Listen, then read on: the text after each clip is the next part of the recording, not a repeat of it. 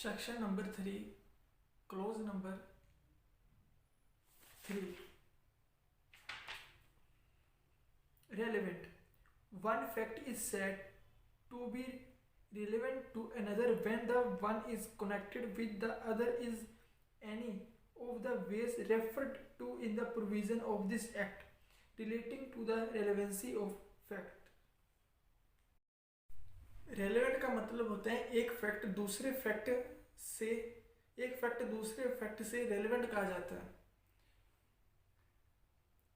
Indian evidence act के provision के हिसाब से एक फैक्ट दूसरे फैक्ट से जो भी कनेक्टेड बातें होती हैं उसे रेलेवेंट कहा जाता है। जैसे कि कोई पर्सन किसी पर्सन का मर्डर कर देता है, वो मर्डर का केस करता है, अगर कोई भी बातें होती हैं उस केस के रिलेटेड ही होनी चाहिए। ऐसे नहीं कोई कह दे कि इसने चोरी की थी, इसका मतलब उसके ऊपर तो चोरी का अलग से केस होना चाहिए, उसमें मर्डर के केस में चोरी की बातें होनी नहीं चाहिए। ऐसा हो सकता है कि उसने चोरी करते वक्त मर्डर कर दिया, विटनेस कोई बोल सकता है, तो ऐसा हो सकता है।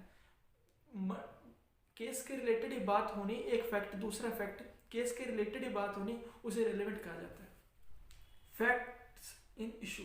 The expression fact in issue means and includes any fact from which either by itself or in connection with other fact the extent, non-extent, nature or extent of any right, liability or disability asserted or denied in any suit and proceeding necessarily follows.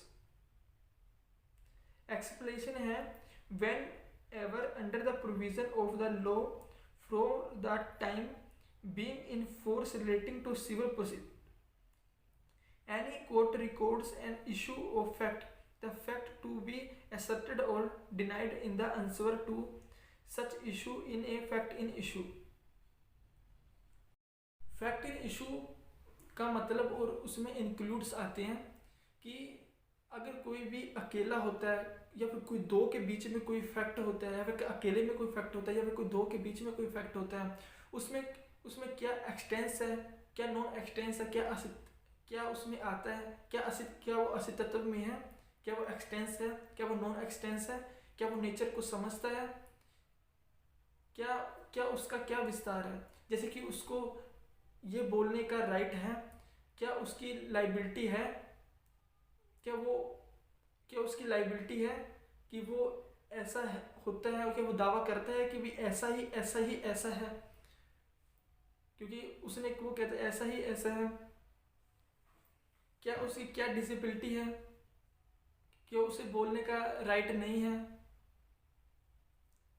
क्या वो मानता है, क्या वो नहीं मानता।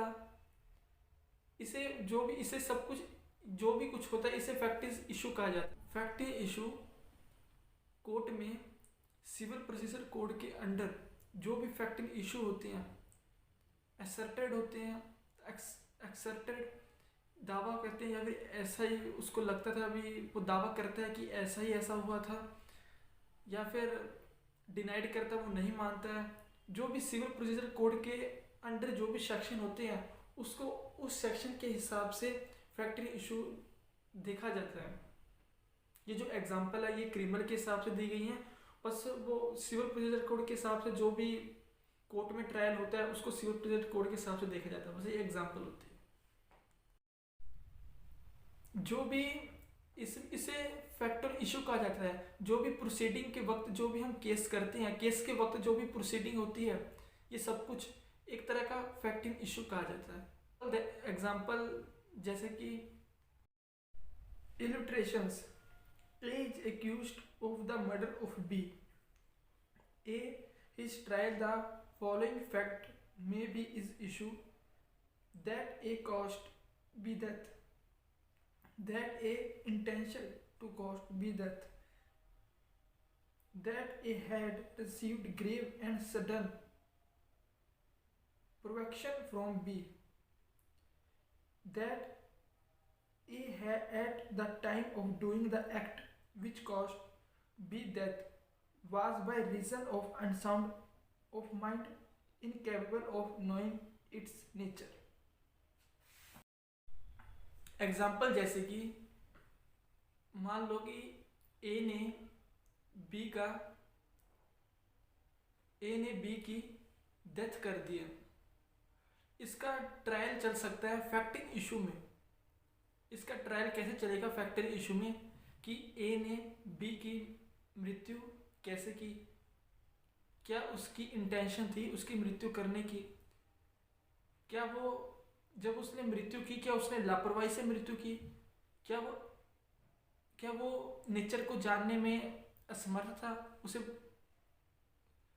क्या वो एक्सीडेंट था। जैसे कि अगर कोई पर्सन कार चला रहा हो, अगर पीछे से कोई कार आती हो तो उसका बैलेंस बिगड़ जाता है ऑटोमेटिकली, वो ऐसे कर देता है कार के इधर को घुमा देता है। इसका मतलब कि वो नेचर को जानने में असमर्थ था, क्या वो एक्सीडेंट था, क्या उसके लापरवाही के कारण उसने किसी की मृत्यु कर दी है, क्या वो अनसाउंड माइंड था, वो पागल था, क्या उसने शराब पी रखी थी। ये सब कुछ ट्रायल में जो भी बातें होती हैं ये फैक्टिंग इशू कहा जाता है केस के related. Thank you for watching.